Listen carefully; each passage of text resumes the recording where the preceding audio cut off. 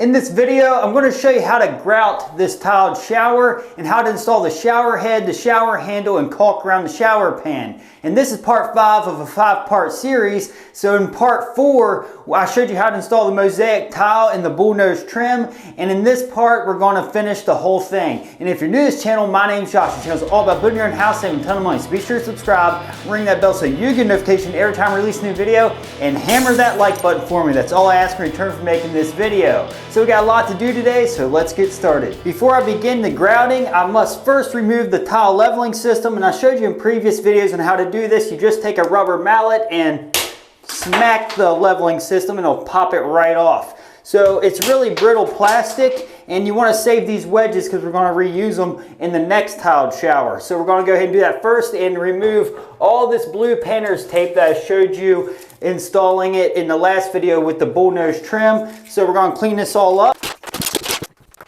The only drawback to using a tile leveling system is anywhere you have these wedges, you're going to have thin set push up behind them to where you can't wipe it off like you do everywhere else on the tile. So you're going to have a buildup of thin set under them sometimes.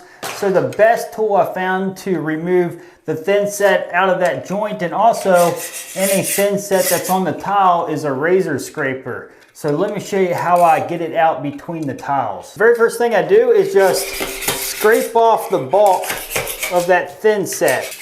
And next what I do is I'll just go ahead and scrape right over that area that needs the thin set removed and just kind of inch my way into that groove, and it's going to start chipping away that thin set. That is looking good there, and now we're going to do the same to this one.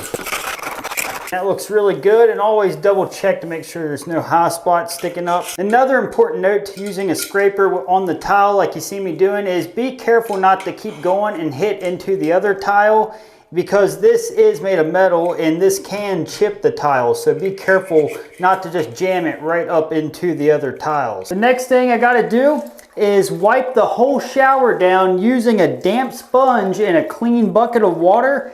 And I always start from the top and work my way down so that way any debris and water goes down and then I can get a fresh wipe over it. So I'm going to just start up here in the corner and start wiping the whole thing down, removing any dust and loose thin set that's still on the wall. If you do have a lot of debris on the shower, it might take more than one clean bucket of water to wipe the whole thing down properly. The shower is now spick and span and free of debris, and we are ready to begin the grouting process. Since I ran my tile up to the ceiling, I gotta mask off the ceiling because the ceiling's already finished and painted, because I don't want to get the grouting all over it and stain it up. So I'm going to go ahead and just mask off around the whole shower. If you are interested in purchasing this hand masker along with many items that you see me using in this video, I'll put product links in the description below. I'm now going to mix up the grout, and the grout that I'm going to be using is this sanded grout, and it can tolerate up to 5/8 of an inch grout joint, and it can go clear down to 1/8 inch.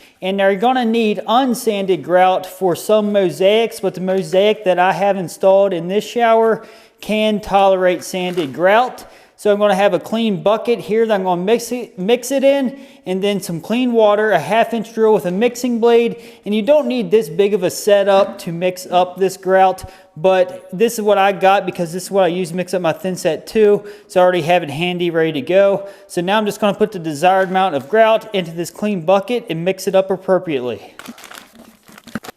And I'm going to mix this up and add water until I get a peanut butter-like consistency. I do recommend you wear a mask while mixing up the grout.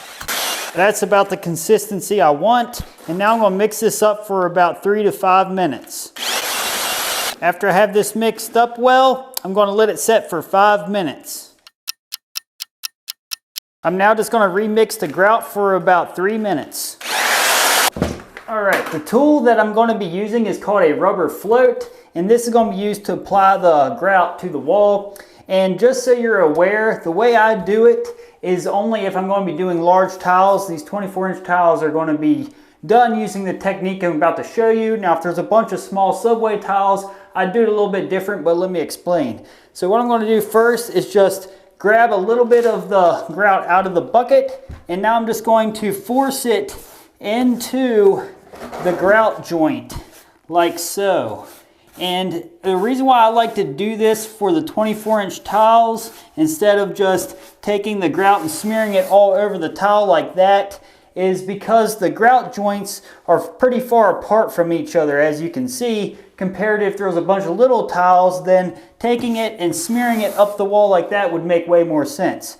But for this application, I'm just going to force it into these grout joints like so. And I'm just going to kind of wipe it off with the float as I go, and it's going to create less of a mess to wipe off later. Just so you're aware, the grout will go on very dark in color and then it lightens up significantly once it fully dries. What I like to do when I get into these corners is take the grout and just force it back in there like so. Another technique you can use is go ahead and apply some onto the wall like so, and then take the side of the rubber float and just kind of pack it in with it.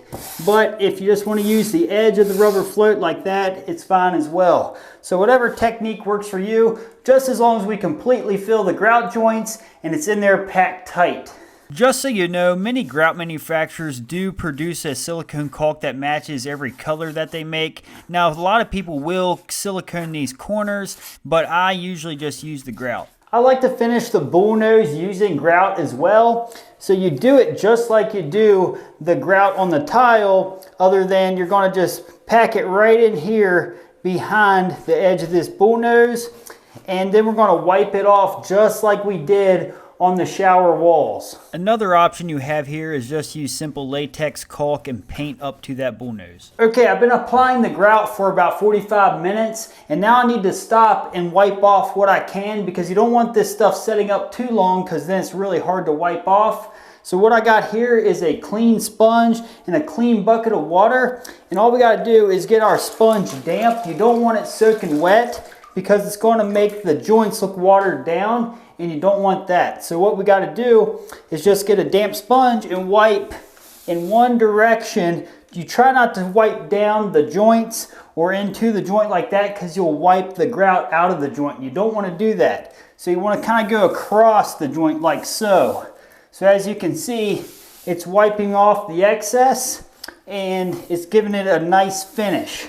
So I'm going to go ahead and do that to this whole shower up to where I got with the grout before I continue any further. Just remember, with the first wipe down, it's all about getting the bulk grout off the wall. As you can see, all the grout is in the joints and the first wipe down is complete, but there's a heavy haze over the whole shower, and now we got to address that next. I now have a second clean bucket of water and a clean sponge, and I'm going to go through and wipe it all down all over again. Now we're just going to keep wiping the wall off just like we did the first time, except this time I'm going to switch my water out once I get above the mosaic tile, because we're looking for a finished look now. So it may take a few wipe downs, but this is going to be the second one. I've wiped the shower down a total of 3 times. There's still a slight haze on it, but after I tile the whole house, I'll go through and wipe all the tile down with a haze remover. So now let's address the shower head. The shower head, the shower wand, and the handle is going to be made by Delta. It's the Ashland Monitor series, and I'll put a link to it in the description below if you'd like to purchase this kit. So the first thing I'm going to do is start on this handle, so let's jump into it. If you need to know how to install the rough end valve that you see here, check out the video link in the top right hand corner of the screen. But other than that, first thing you got to do is remove this bonnet nut, and that's going to expose the inside of the shower valve. First, remove the black screen that's up in the top corner of the shower valve, and then if you take a look at those 2 holes, that's where you got to install the white part. So slide it right back in there and press it in really tight. And then always double check to make sure we're in all the way. You can discard this black piece. Next, we got to install the guts to the valve. And if you take a look, there's a section on the valve that says hot side, and the hot side always goes on the left. So all we got to do is slide this right into the shower valve body. I'm now going to take the bonnet nut that I removed earlier, and we're going to go ahead and tighten that into place. And we're going to hand tighten it snug. Next, you take the rubber ring that came in the kit and slide it over the body and just roll it back into place. Now we're going to take the piece of trim that it came with and slide right over the rubber ring. Next, I'm going to take the piece of trim that it came with and use a little bit of silicone to go around this white gasket. And some people don't do this, but I always think it's a good idea just give a little extra security to make sure we don't leak into the opening here. So just a real small bead. I'm now going to place it so that delta, you can barely see the lettering up here, is facing up. And we're going to slide it right over the whole valve. I'm now going to take the 2 screws that it came with that have the black tips and fish them into the trim and right into the threaded slots that are attached to the valve. And then I'm going to use a number 2 screwdriver to tighten those up.